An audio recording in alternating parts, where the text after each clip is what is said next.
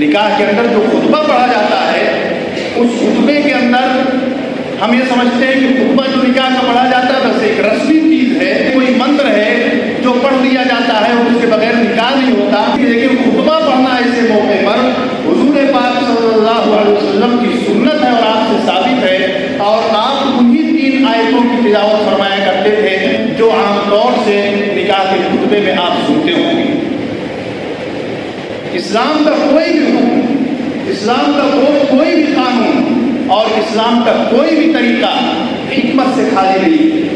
ایک نہیں ہزاروں حکمتیں ہیں. یہ اور باتیں ہماری چھوٹی سی عقل کے اندر وہ چیز نہ آ سکے اور ہم اس کو پوری طرح سے نہ سمجھ سکے، لیکن اس کے اندر وہ حکمتیں ہیں کہ اگر آپ ان پر غور کریں تو واقعتاً اس کے اندر ایک پیغام ہے، ایک سمندر نظر آئے گا آپ کو.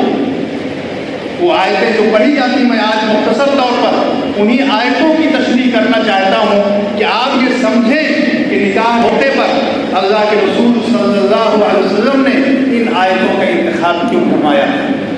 پہلی آیت جو پڑھی جاتی ہے یا ایھا الناس اتقوا ربکم الذی خلقکم من نفس واحدہ، کہ اے لوگو ڈرو اپنے پروردگار سے. ان تینوں آیتوں میں آپ دیکھیں گے تو تینوں آیتوں کی شروعات ایک سورہ نساء کی آیت ہے، ایک سورہ آل عمران کی آیت ہے اور ایک سورہ احزاب کی آیت ہے. تینوں آیتیں الگ الگ صورتوں کی ہیں اور اللہ کے رسول نے انہی آیتوں کا انتخاب کیا. اور تینوں آیتوں کی شروعات کس چیز سے ہے؟ اتقوا اللہ، اے لوگوں ڈرو اپنے پروردگار سے، اے ایمان والو ڈرو اللہ سے. کیوں ڈرنے کا حکم کیوں کیا جا رہا ہے؟ اس لیے کہ موقع ایسا ہے کہ آپ کی اس میں اپنے دل کے ارمان نکالنا چاہتا ہے. اس کو صرف اللہ کا ڈر ہے جو اس کو ان خرافاتوں سے، ان برائیوں سے، ان غیر اسلامی کاموں سے روک سکتا ہے. اور دوسری چیز یہ ہے کہ جس کو آپ اپنے نکاح میں لا رہے ہیں، عورت ایک خاتون کسی کی بیٹی وہ آپ سے کمزور ہے، اور کمزور پر عام طور سے انسان کا مزاج یہ ہوتا ہے وہ ظلم کرتا ہے، اس کو دبا کے رکھتا ہے، اس کے حقوق کو ہڑپ کرنے کی وہ کوشش کرتا ہے. اور دنیا کے اندر اسلام کے آنے سے پہلے عورتوں کے حقوق اس طرح سے ہڑپ لیے جاتے تھے اور کیسے ان پر مظالم کے پہاڑ توڑے جاتے تھے آپ اس کا تصور نہیں کر سکتے. عورت کو انسان نہیں سمجھا جاتا تھا، لیکن اسلام نے آ کر کے عورتوں کو حقوق دیا اور نکاح کے خطبے میں یہ بات کہی گئی تقوا یا ایھا الذین آمنوا اتقوا اللہ، اے لوگوں ڈرو اپنے پروردگار سے. اس لیے کہ جس کو تم اپنے قابو میں لا رہے ہو، جس سے تم رشتہ کر رہے ہو، ایک کمزور ذات ہے اور کمزور کا حق انسان اسی وقت ادا کر سکتا ہے جب اس کے دل کے اندر خدا کا خوف ہوگا. ظاہر کی بیوی گھر کا معاملہ کون اس کو دیکھ سکتا ہے؟ اس نزاکت کو دوسرا کوئی سمجھ ہی نہیں سکتا ہے. لیکن اگر خدا کا خوف ہو، خدا کا ڈر ہو، تو کہ وہ انسان کو مسلمان اس بیوی کے حق کو پوری طرح سے ادا کرنے کی کوشش کرے گا اور کہیں اس کو تکلیف پہنچانے سے وہ بچے گا. لیکن اگر خدا کا خوف نہیں ہے، خدا کا ڈر نہیں ہے، چاہے اس کو مارے انسان، چاہے اس کو سزائیں دے، چاہے اس کو بھوکا رکھے اور پیاسا رکھے، کون ہے جو اس کی نگرانی کرے گا؟ کون ہے جو اس کا ہاتھ روک لے گا؟ کون ہے جو اس کے شوہر سے اس کو صحیح طرح سے انصاف دلا سکتا ہے؟ جب تک کہ شوہر خود اپنے طور پر اور بیوی خود اپنے طور پر حقوق ادا کرنے پر آمادہ نہ ہو. اور حقوق اسی وقت ادا ہوں گے جب دل کے اندر خدا کا ڈر ہوگا کہ خدا دیکھ رہا ہے، کوئی دیکھے یا نہ دیکھے لیکن خدا طاقتور ہے، قوی ہے، وہ دیکھ رہا ہے. میں اگر حقوق ہڑپ کروں گا تو کل قیامت کے دن اس کا حساب دینا پڑے گا.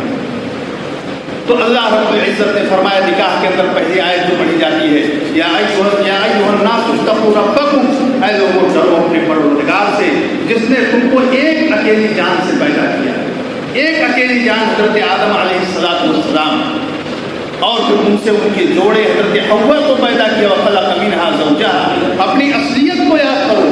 سارے انسان برابر ہیں، نہ کوئی ذات ہے، نہ کوئی برادری ہے، نہ کوئی اونچا ہے، نہ کوئی نیچا ہے. سارے انسان برابر ہیں. سب سے شادی ہو سکتی ہے، سب سے نکاح ہو سکتا ہے. ذات برادری کو دیکھ کر کے اور اس کے پیچھے دینداری کو آدمی نہ دیکھے بلکہ ذات برادری کو دیکھے، خاندان کو دیکھے اور مال و دولت کو دیکھے. اللہ نے فرمایا تم اپنی اصلیت یاد کرو. تم سب ایک انسان کے بیٹے ہو، ایک ماں باپ کے اولاد ہو. وخلق منها زوجها وبث منهما رجالا كثيرا ونساء، اور تم دونوں حضرت آدم و حوا سے اللہ رب العزت نے اس میں اس جوڑے میں ایسی برکت کہ اللہ نے اس کائنات کے اندر بے شمار مردوں کو اور بے شمار عورتوں کو بھر دیا، پھیلا دیا اس پوری زمین پہ انسانوں کو. وَبَثَّ مِنْهُمَا رِجَالًا كَثِيرًا وَنِسَاءً وَاتَّقُوا اللَّهَ الَّذِي تَسَاءَلُونَ بِهِ وَالْأَرْحَامَ. بہت قابل غور آیت ہے. اللہ تعالیٰ فرماتا ہے ڈرو اس اللہ سے جس کے نام پر تم ایک دوسرے سے سوال کرتے ہو. نکاح کیا ہے؟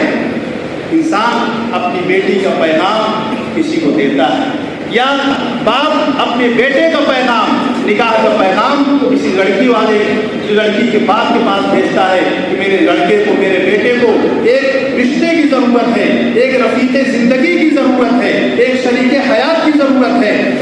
آپ اگر چاہیں تو اپنی بیٹی کو ہمارے بیٹے کے لیے قبول کر لیجئے، دونوں کا نکاح کا رشتہ ہو جائے. یہ مانگنا ہے، سوال ہے. یہ انسان سوال کرتا ہے اور ہمارا پورا سماج اسی سے جڑا ہوا ہے. دنیا کے اندر ہر انسان ایک دوسرے سے مانگتا ہے، ہر ایک کی ضرورتیں ہیں اور کوئی ضرورت انسان کے بغیر مانگے پوری نہیں ہوتی ہے، اور کوئی انسان سماج سے کٹ کے نہیں رہ سکتا. لیکن ان تمام ضرورتوں میں سب سے اہم ضرورت اگر کسی چیز کی ہے تو ایک شریک زندگی کی ہے. ایک مرد کو ایک بیوی کی ضرورت ہوتی ہے، یہ انسان کی سب سے بڑی ضرورت ہے، اور ظاہر کی ایک مانگ کر کے ملتی ہے. اللہ، اور یہ رشتہ قائم کیسے ہوتا ہے؟ جو ایجاب و قبول ہوتا ہے وہ اللہ کے نام پر ہوتا ہے. اللہ تعالیٰ نے فرمایا یہ رشتہ قائم نہیں ہو سکتا اس وقت تک جب تک کہ بیچ میں اللہ کا نام نہ آ جائے، خدا کا نام نہ آ جائے، قاضی نکاح نہ پڑھا دے، جب تک اس وقت رشتہ قائم نہیں ہو سکتا ہے. اللہ نے فرمایا کہ جس کے نام پر تم اپنا اتنا بڑا کام بناتے ہو، جس کے نام سے تم اپنی اتنی بڑی ضرورت پوری کرتے ہو، اس اللہ سے ڈرتے رہنا. ایسا نہ ہو لیکن جب تمہاری ضرورت پوری ہو جائے، تب تمہارا کام نکل جائے، پھر اللہ اور اس کے رسول کو پیچھے چھوڑ دو کہ ہمیں کوئی ضرورت نہیں اللہ اور رسول کی، اور پھر اپنے سارے کام اور ساری خرافات تم اپنی مرضی کے مطابق کرو. اللہ فرماتا ہے اس اللہ سے ڈرتے رہنا. ایسا نہ ہو کہ اللہ کو بھول جانا اپنا کام نکالنے کے بعد. وہ اللہ ہے، وہ ہر وقت دیکھنے والا ہے، وہ پکڑ بھی کر سکتا ہے، تمہارے رشتے کو برباد بھی کر سکتا ہے، اور تمہارے رشتے کے اندر محبت بھی ڈال سکتا ہے، اس رشتے کے اندر نفرت بھی ڈال سکتا ہے. کتنے بڑے بنائے رشتے بگڑ جاتے ہیں، اور کتنی بڑی بنائی جو ہے کتنے آباد گھر ویران ہو جاتے ہیں. میرے بھائی، اسی کی رخصت ہوتی ہے کہ انسان اللہ کے نام کو اپنے کام بنانے بھر کا استعمال کرتا ہے، اور اس کے بعد پھر ہر وقت اللہ کو بھول جاتا ہے. اللہ نے فرمایا وَاتَّقُوا اللَّهَ الَّذِي تَسَاءَلُونَ بِهِ، تم ڈرو اس اللہ سے جس کے نام پر تم ایک دوسرے سے سوال کرتے ہو، مانگتے ہو.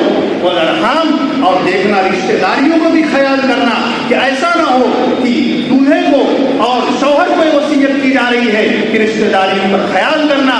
ایسا نہ ہو کہ اگر بیوی آ گئی تو پھر ماں کے حقوق ضائع ہو رہے ہیں، باپ کے حقوق ضائع ہو رہے ہیں، ماں کو ٹھوکر مار دیا اور سب کچھ بیوی ہی رہ گئی. اللہ نے فرمایا کہ رشتہ داریوں کا خیال کرنا. ماں رہے گی، باپ رہے گا، بھائی رہے گا، بہن رہے گی، جس کے جو حقوق ہیں جیسے پہلے جو آج بھی باقی رہیں گے اور کل بھی باقی رہیں گے، اور بیوی کے جو حقوق ہیں وہ اپنی جگہ پر ہیں. لیکن اس کی وجہ سے کسی کا حق پامال نہ ہونے پائے. ان اللہ کان علیکم رقیبا، اور اگر تم سمجھتے ہو کہ تم آزاد ہو، کوئی تمہارا حق پکڑنے والا نہیں ہے، تمہارے پاس دولت بہت ہے، تمہارے پاس طاقت بہت ہے، کون تم کو جو ہے پکڑ سکتا ہے؟ اللہ نے فرمایا کہ یاد رکھنا ان اللہ کان علیکم رقیبا، کوئی دیکھے یا نہ دیکھے لیکن اللہ تمہارا نگہبان ہے. وہ دیکھ رہا ہے، وہ تمہاری نگرانی کر رہا ہے. کوئی کیمرہ ہو نہ ہو لیکن اللہ دیکھ رہا ہے، اور وہ کیمرہ ایسا ہے کہ کبھی اس کے اندر کوئی چوک نہیں ہو سکتی. ایک ایک حرکت، ایک ایک بات، دل کا ایک ایک ارادہ اور تمہاری نیتیں اس کے اندر قید ہو رہی ہیں، اور وہ سب کھل کر کے قیامت کے دن تمہارے سامنے آ جائیں گے. اور دوسری آیت جو پڑھی جاتی ہے یا ایھا الذین آمنوا اتقوا اللہ حق تقاته ولا تموتن الا وانتم مسلمون. اے ایمان والو، ڈرو اللہ سے جیسا کہ اس سے ڈرنے کا حق ہے. ولا تموتن الا وانتم مسلمون، اور دیکھو ہرگز نہ مرنا مگر اس حال میں کہ تم اللہ کے مطیع اور فرما بردار بنے رہنا. یعنی جب بھی تمہاری موت آئے، اسلام کی حالت میں آئے، خدا کی اطاعت و فرما برداری کی حالت میں آئے. عام طور سے اسے خوشی کے موقعوں پر موت کا تذکرہ پسند نہیں کیا جاتا ہے، مرنے کی باتیں نہیں کی جاتی ہیں. آدمی کہتا ہے یار خوشی کے موقع پہ تم مرنے کی بات کہاں کہہ رہے ہو؟ لیکن اللہ کے رسول نے جس آیت کا انتخاب فرمایا خطبہ نکاح کے اندر، اس کے اندر موت کا تذکرہ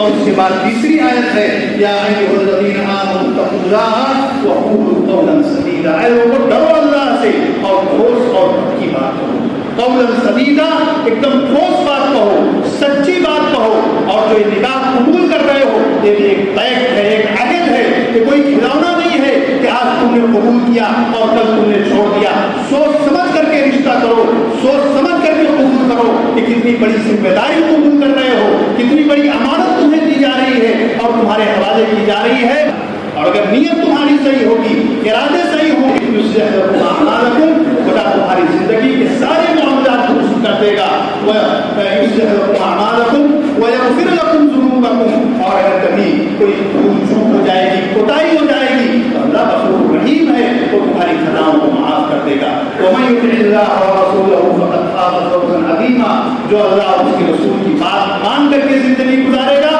وہی ہے جس نے سب سے بڑی کامیابی